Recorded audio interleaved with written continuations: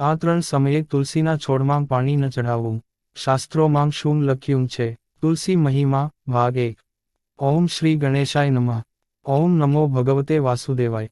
જય તુલસી માતા. પ્રિય ભક્તો, આપ સૌનું હાર્દિક સ્વાગત છે. આજે આપણે એક એવા વિષય વિશે જાણીશું જેના વિશે લગભગ દરેક હિન્દુ પરિવાર જાણે છે, પરંતુ તેનું સાચું શાસ્ત્રીય કારણ બહુ ઓછા લોકોને ખબર છે. ઘણા લોકો કહે છે કે આ ત્રણ સમયે તુલસીમાં પાણી ચઢાવવાથી 7 પેઢીને શ્રાપ લાગે છે. પણ શું આ વાત ખરેખર શાસ્ત્રોમાં લખેલી છે? શું ખરેખર એવો શ્રાપ મળે છે? કે પછી આ એક લોકપ્રચલિત માન્યતા છે? આ વિડીયોમાં આપણે કોઈ અંધશ્રદ્ધાની વાત નહીં કરીએ, પરંતુ શાસ્ત્રો, પરંપરા અને સંતોના ઉપદેશના આધારે સાચી માહિતી જાણીશું.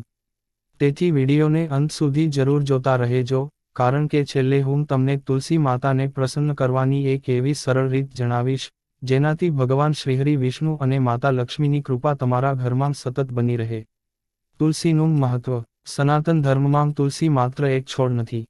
તુલસીને દેવી વૃંદાનું સ્વરૂપ માનવામાં આવે છે. પદ્મ પુરાણ, સ્કંદ પુરાણ અને અન્ય વૈષ્ણવ ગ્રંથોમાં તુલસીની મહિમા ખૂબ જ ગવાઈ છે. એવું કહેવામાં આવે છે કે જ્યાં તુલસી હોય છે ત્યાં ભગવાન વિષ્ણુની વિશેષ કૃપા રહે છે.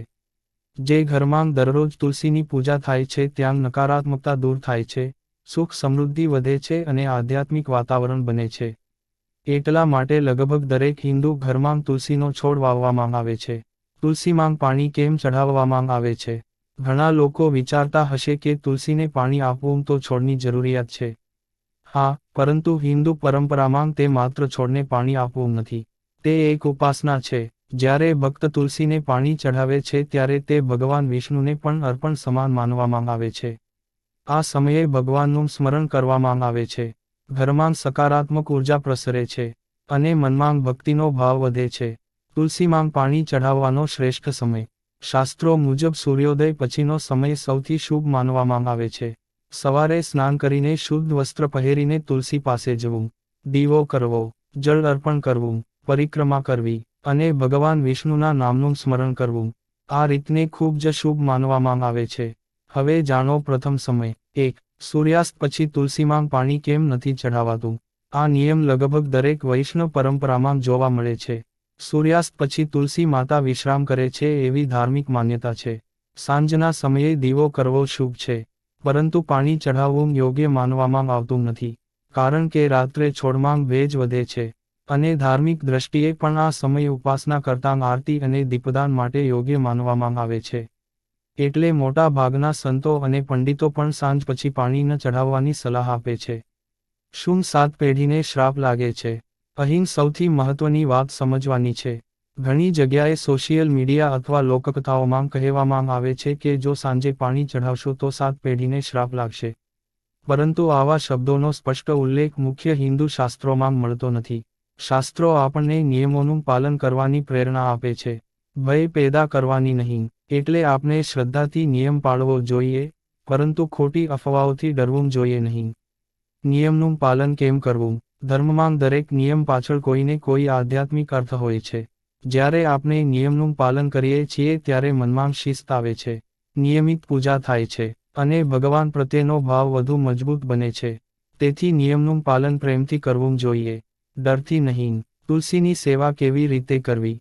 દરરોજ સવારે પાણી આપવું, દીવો કરવો, કુમકુમ અને અક્ષત ચઢાવવા, પરિક્રમા કરવી, ઓમ નમો ભગવતે વાસુદેવાય અથવા શ્રી કૃષ્ણ શરણં મમ નો જાપ કરવો. આટલું કરવાથી પણ તુલસી માતાની કૃપા પ્રાપ્ત થાય છે. ભાગ 2 માં શું જાણીશું? ભાગ 2 માં આપણે જાણીશું એકાદશીના દિવસે તુલસીમાં પાણી કેમ નથી ચઢાવાતું. દ્વાદશીના દિવસે શું નિયમ છે? તુલસીના પાન ક્યારે તોડવા અને ક્યારે ન તોડવા. તુલસી પૂજાના શાસ્ત્રીય નિયમો. ભગવાન વિષ્ણુ અને તુલસી માતાની અદ્ભુત કથા. ઘરમાં તુલસી રાખવાથી મળતા આધ્યાત્મિક અને ધાર્મિક લાભ.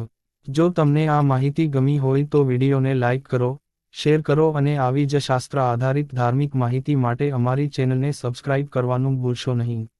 જય શ્રીહરિ, જય તુલસી માતા. આ ત્રણ સમયે તુલસીના છોડમાં પાણી ન ચઢાવવું. શાસ્ત્રોમાં શું લખ્યું છે? ભાગ 2. ઓમ નમો ભગવતે વાસુદેવાય. જય તુલસી માતા. પ્રિય ભક્તો, ભાગ 1 માં આપને જાણ્યું કે સૂર્યાસ્ત પછી તુલસીમાં પાણી કેમ નથી ચઢાવાતું અને શાસ્ત્રો આ વિશે શું કહે છે. હવે આગળ જાણીએ બાકીના મહત્વના નિયમો અને તુલસી માતાનું પવિત્ર મહાત્મ્ય. એકાદશીના દિવસે તુલસીમાં પાણી કેમ નથી ચઢાવાતું? સનાતન ધર્મમાં એકાદશી ભગવાન શ્રીવિષ્ણુનો અતિપ્રિય દિવસ માનવામાં આવે છે. આ દિવસે ભક્તો ઉપવાસ, જાપ, ભજન અને ભગવાનના સ્મરણમાં દિવસ પસાર કરે છે. વૈષ્ણવ પરંપરામાં એવી માન્યતા છે કે આ દિવસે તુલસી માતા પણ ભગવાન વિષ્ણુની સેવામાં લીન રહે છે. તેથી ઘણા મંદિરો અને ઘરોમાં એકાદશીના દિવસે તુલસીને પાણી ચઢાવવાને બદલે માત્ર દીવો, ધૂપ અને પ્રણામ કરવામાં આવે છે. આ નિયમનો અર્થ તુલસીનું અપમાન કરવો નથી, પરંતુ તેમની વિશેષ ઉપાસનાનો સન્માન કરવો છે. જો કોઈ અજાણતા પાણી ચઢાવી દે તો ભગવાન દંડ આપે છે એવી કોઈ સ્પષ્ટ શાસ્ત્રીય વાત નથી. ભગવાન ભક્તનો ભાવ જુએ છે. દ્વાદશીના દિવસે શું નિયમ છે? દ્વાદશીના દિવસે એકાદશીનું પારણું કરવામાં આવે છે. ઘણી વૈષ્ણવ પરંપરાઓમાં દ્વાદશીના સવાર સુધી તુલસીમાં પાણી ન ચઢાવવાનો નિયમ જોવા મળે છે. આ નિયમ પ્રદેશ અને સંપ્રદાય અનુસાર થોડો બદલાઈ શકે છે. કેટલાક સ્થળોએ પારણાં પછી નિયમિત રીતે પાણી ચઢાવવામાં આવે છે. તેથી પોતાના કુટુંબની પરંપરા અથવા ગુરુના માર્ગદર્શન મુજબ નિયમોનું પાલન કરવું યોગ્ય માનવામાં આવે છે. તુલસીના પાન ક્યારે ન તોડવા? શાસ્ત્રીય પરંપરા અનુસાર કેટલાક દિવસો અને સમય એવા છે જ્યારે તુલસીના પાન તોડવાનું ટાળવામાં આવે છે. સૂર્યાસ્ત પછી, રાત્રિના સમયે, દ્વાદશીના દિવસે, કેટલાક સંપ્રદાયોમાં રવિવાર અથવા વિશેષ તિથિઓએ પણ પાન ન તોડવાની પરંપરા છે. જો ભગવાનને ભોગ માટે તુલસી જોઈએ, તો શક્ય હોય તો તે પાન પહેલાના દિવસે શ્રદ્ધાપૂર્વક તોડી રાખવા. તુલસીના પાન કેવી રીતે તોડવા? તુલસી પાસે પહેલા પ્રણામ કરો. ભગવાન શ્રીહરિનું સ્મરણ કરો. પછી ખૂબ પ્રેમથી અને ધીમેથી પાન લો. ક્યારેય ડાળી ન તોડવી. ક્યારેય ગુસ્સામાં કે ઉતાવળમાં પાન ન લેવા. તુલસીને જીવંત દેવીનું સ્વરૂપ માનીને તેમની સેવા કરવી. ભગવાન વિષ્ણુ અને તુલસી માતાની પવિત્ર કથા. પુરાણોમાં દેવી વૃંદાનું વર્ણન મળે છે. તેઓ અત્યંત પતિવ્રતા અને ભગવાનના પરમ ભક્ત હતા.